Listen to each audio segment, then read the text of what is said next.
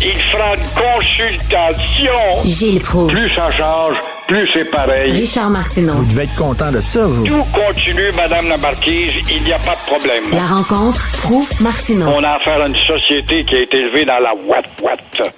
C'est l'heure de parler à Gilles Proulx. Oui, bonjour Gilles. Bonjour mon cher Nantel. Là, vous prenez des risques, mon cher ami. Vous vous prononcez sur l'élection de cette semaine, en fait de mardi prochain, et vous dites que Harris va gagner. Oh là là, vous prenez des J'ai toujours risques. aimé aller à contre-courant. Ça a été un peu la marque de ma carrière, mais voici pourquoi. Il y a un haut taux de gens des indécis. Quand tu vois un sondage, un tel va voter républicain, tant de pourcentage pour l'autre. Et puis entre les deux, les indécis, les je sais pas pour qui je vais voter, moi encore. Fait que mettez ça dans votre sondage. Alors, le je sais pas a un haut taux. Et moi, je dis que les je sais pas, c'est des gens qui marchent les fesses serrées et veulent pas se prononcer en public. Alors, quand ils vont arriver dans l'isoloir, ils vont donner une légère augmentation à madame parce que ce sont des peureux quand même qui font face à Trump. Alors, ça peut consoler tous les chroniqueurs qui sont allés à gauche et à droite, beaucoup plus souvent, tout le temps, tous les chroniqueurs que j'ai lus, ils ont tous eu un penchant pour Mme Harris et jamais pour Trump. Alors, c'est ce qui me fait dire qu'ils vont gagner. Peut-être que j'aurai l'air bête jeudi prochain, mais pour l'instant, je crois avoir raison. T'as pas l'impression, par exemple, qu'il y a une catégorie de gens qui votent pour Trump qui sont très vocaux, là, ils se font entendre, mais il y en a probablement beaucoup aussi qui sont un peu gênés de le dire. Donc, les indécis, c'est peut-être plus des gens qui vont voter Trump que Harris. Je sais pas. C'est possible qu'il y ait un fort pourcentage, mais normalement, quand on a des stentards, puis des gars qui, dans le quartier, l'Utah ou le Nouveau-Mexique et tous ces États centraux des États-Unis, ils créent un effet d'entraînement. Mais on trouve beaucoup de je sais pas dans les sondages de cette région.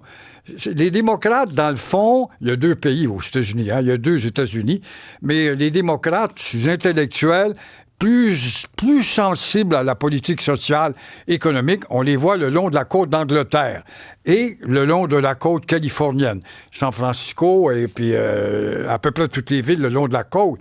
Mais pour le reste, le noyau central, c'est ce qui fait qu'il y a deux États-Unis. Et il ne faut pas oublier aussi que les républicains sont quand même favorisés dans un sens, c'est que même s'ils perdent au niveau du vote global, ils peuvent gagner. Oui. C'est arrivé, ça fait longtemps là, que les deux derniers républicains, je pense que c'est W. Bush puis Trump, Al Gore, qui ont perdu, qui ont gagné. En fait, ils ont perdu le vote global et ils ont gagné l'élection. Ils ont gagné avec le collège. C'est ce qui nous fait dire qu'ils sont là depuis 1776.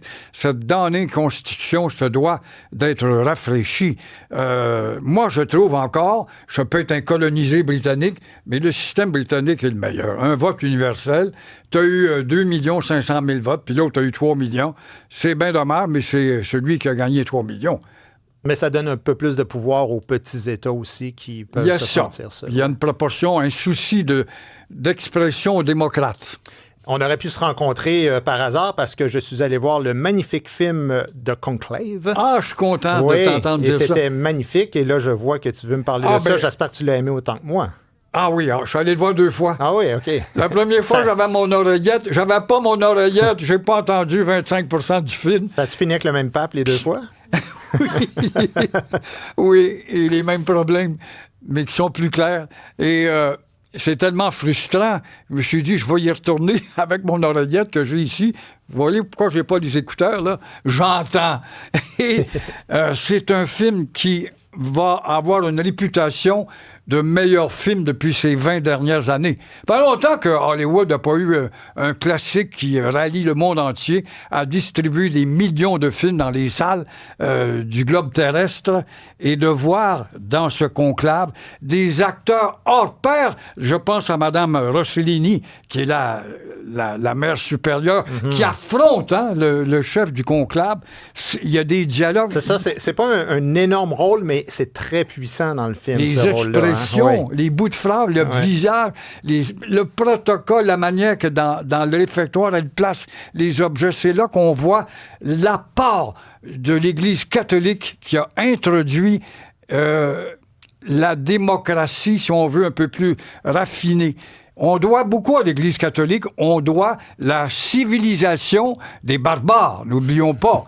C'est justement le pape Léon, quand les Huns sont rentrés à Rome pour commencer à saper les bases de l'Empire romain qui tombait, ce pape-là est sorti à cheval pour commencer à amadouer les barbares, leur apprendre à écrire plutôt que de tirer la femme par la chevelure. Mais en tout cas, là, je m'éloigne un peu. Un peu. Mais tout ça pour dire que c'est un maudit bon film, chers auditeurs. Oui. Les deux critiques de cinéma, Guy Nantel et Gilles Proulx, vous le conseillent fortement avec une oreillette si vous avez un âge avancé. On va poursuivre. T'es tranquille aujourd'hui, Gilles, alors je vais essayer de te pomper un peu plus. On va parler de ta réaction sur l'entrevue que j'ai eue hier avec Stephen Très belle Brown entrevue. Du Conseil national des musulmans du Canada. Un gars bien, un gars en tout cas parlable, un gars qui pourrait être réformiste, il doit l'être, mais c'est ce qu'ils ont besoin.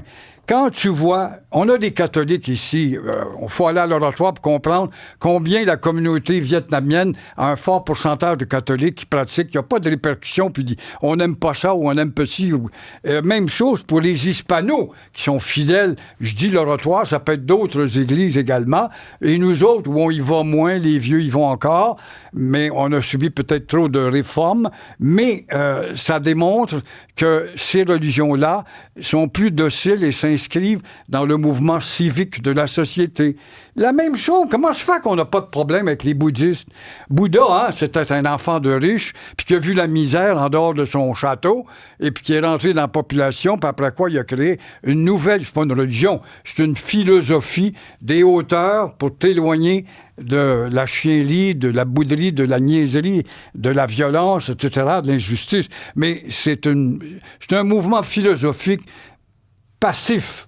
Mais tu sais que Bouddha aussi, le bouddhisme, ça les dérange pas trop que tu crois en plusieurs types de dieux. Non. C'est pas si important. Ce qui compte, c'est la démarche. Tandis que les religions monothéistes, puis évidemment, l'islam étant arrivé au 7e siècle, donc la dernière, eux, ils ont dit non, nous sommes la seule et unique vraie. Alors ça, évidemment, ça ferme un peu plus l'ouverture à C'est ce qui me fait dire, je sais pas si tu es d'accord, je pense bien que tu l'es, les mahométistes, si on veut, sont dus pour un sommet, là. Mais ça fait déjà 10-15 ans qu'on le suggère. Comme ton gars d'hier pourrait être un des animateurs avant-gardistes. Ils ont besoin d'un synode. Oui, mais ils n'ont pas de pape, c'est vrai. Les imams ont une autorité dans chacune. Quand tu vas au Yémen, moi je suis allé au Yémen, j'ai vu l'influence de l'imam au sommet de sa tour, puis les gens à la queue leu vont le voir, demander des conseils sur la vie politique. C'est des îlots de politique aussi chez l'imam. Mais il n'y a pas de structure comme dans le catholicisme. Alors c'est ça le problème. C'est que donc, des imams, ça peut être un peu n'importe qui n'a pas de compte à rendre à personne. Exactement. Puis qui hurle de son minaret, dépendant des pays. Moi, je me rappelle, au Maroc, j'ai demandé au guide, puis quand tu arrives du Québec, la première fois, tu tombes d'un pays arabe, puis tu te baignes dans cette culture, c'est beau. Puis là, j'entendais le gars hurler. Qu'est-ce qu'il dit? Il dit, n'oublie pas, cher fidèle, que le Sauveur n'est pas encore venu. Et quiconque le pense ou le croit est dans l'erreur. C'était nous autres qui étions dans l'erreur en réalité. Mais donc, ça c'est le temps qu'il y ait un sommet, mais comment créer un mouvement et faire la réforme nécessaire pour aller à la Mecque. Ça pourrait être à la Mecque, la Rome de cette communauté-là. Mahomet, qui était un ancien chauffeur de taxi, en réalité. C'était un propriétaire d'une flotte de taxis qui était des dromadaires. Puis il est devenu très riche avec ça. Puis quand il est mort, son fils s'est chicané avec un gendre. Puis ça a créé les chiites, puis les sunnites. Puis on a, comme nous autres, les protestants puis les catholiques. Exactement. Mais c'est moins pire. Partout.